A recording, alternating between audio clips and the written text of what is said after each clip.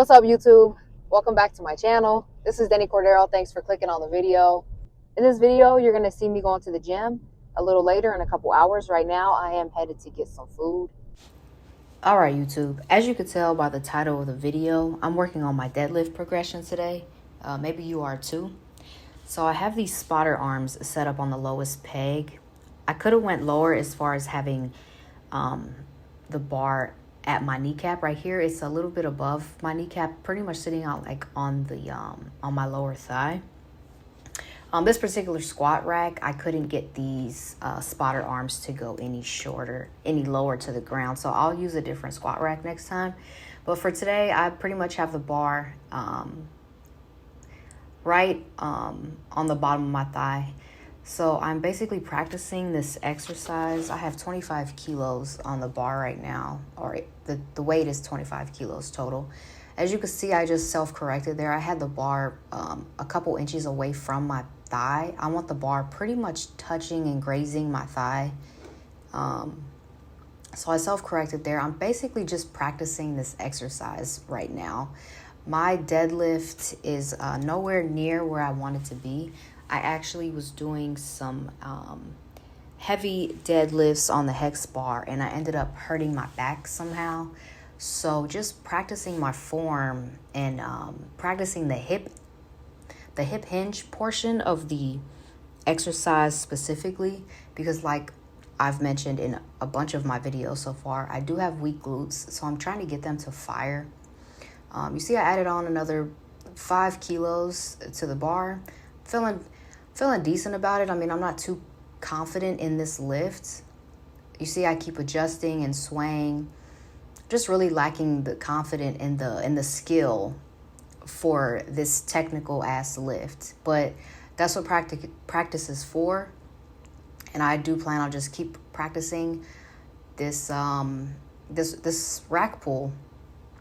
That's what this exercise is called too, by the way. It's called a rack pull, when you're basically just pulling the barbell from the spotter arms and you give yourself, the spotter arms.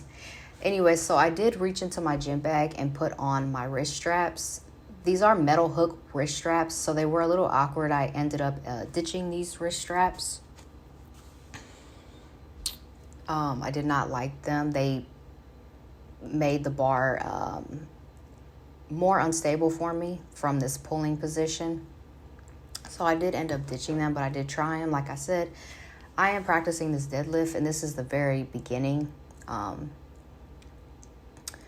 So yeah, I ditched the wrist straps, and now we are on to our 35 kilo. This is what you would call a working set, I guess, even though I am just practicing this lift. I didn't plan on getting too much of a pump today. Like I said, I just wanted to practice. And honestly, I mean, this is, you see me wiggling my ass cheeks there because I'm just like trying to get my footing down, or like I said, this is such a technical movement that I'm over here thinking to myself, like, what am I even supposed to feel right now? But after a lot of practice, I am feeling pretty good about it. The biggest thing for me is coming back down with the weight and trying to keep that weight pretty much like grazing my thigh on the way down, pretty much as close as possible to protect that back. So yeah, I mean, this was pretty much day one of me reintroducing a deadlift back into my routine. Obviously, a deadlift is amazing for growing that posterior chain and the glutes and the hamstrings. Just an amazing exercise that I do want to master and incorporate into my my exercise routine, especially, as you could tell by this series, it is an aesthetic physique series. I want to get strong and look good, and doing it naturally. So conquering these skillful exercises is part of that goal. So yeah, so this was pretty much day one, and as you could tell, I'm just kind of like, woo, looking at it like, okay, nice. And thanks, guys, for watching. You want to know something I've noticed too? All right, something I've noticed. So I walk in this bodega, right? I order my burger. I sit down. I eat it. Whatever. I have on a t-shirt and some Nike pants.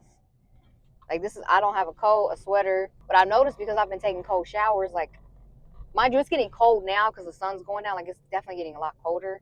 But like everyone's walking around with coats on, and I'm just walking around, hair wet. Like, and I'm like chilly, but I'm not like freezing. So yeah, I'm in this mode right now where I'm becoming comfortable with being uncomfortable. So it's like when I walked outside, I was pretty cold.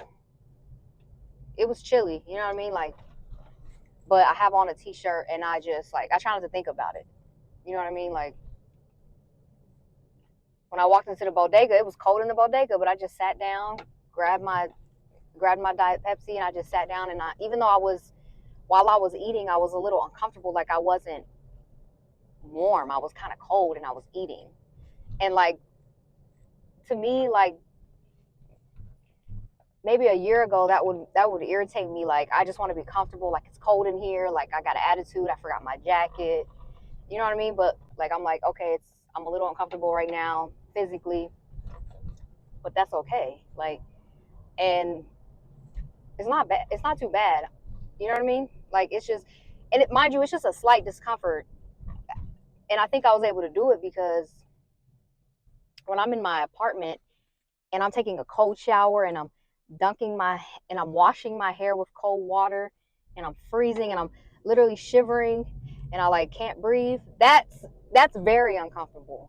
Like just walking outside or just like it being 38 degrees outside, 38, 39 degrees, like that's not, it's a slight discomfort. So I kind of had a chuckle to myself while I was sitting in the bodega at the table eating my burger. I'm like, man, everybody in here has on coat. Mind you, a lot of it's campus too, so people are walking. Obviously, like I, you know, they're prepared. Obviously, life has taught me that comforts comforts are not the goal. Like comforts are not freedom. I think we think of like I just want to be comfortable like that, and that's like almost like the end goal of like financial or emotional. I just want to be comfortable. People say that, and that's how I used to think too. Like I just want to be comfortable. I want to be content. I want to be happy. I'm starting to realize that like discipline is freedom.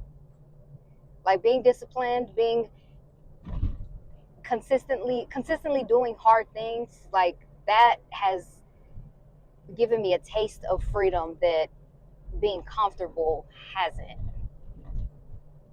Like being able to, like honestly, one of the reasons why I didn't put my coat on is because I left it in my car. So I didn't make a big fuss about it. Like, damn, I didn't have any sweaters in the house. I mean, I could have layered up or whatever, but it felt so nice to just be able to throw a t-shirt on and just leave out of the house and know that I was going to be okay. Like, if you're feeling a little discomfort of the cold, like, it's not the end of the fucking world. And so I think that that's just one thing. That was just like a real life example of how taking those cold showers and doing that hard thing in the morning and being miserable.